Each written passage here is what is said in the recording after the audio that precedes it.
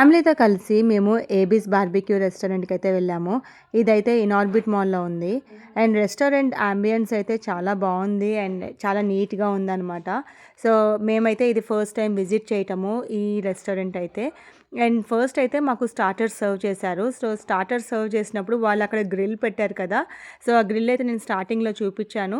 ఆ గ్రిల్ మీద ఏంటంటే వాళ్ళు ఆల్రెడీ చేసేసిన paneer, shrimps and chicken pieces అయితే సో, ఆ గ్రిల్ మీద పెట్టుకొని మనం వేడి చేసుకొని తినొచ్చనమాట. ఆ సర్వీస్ అయితే చాలా బావుంది.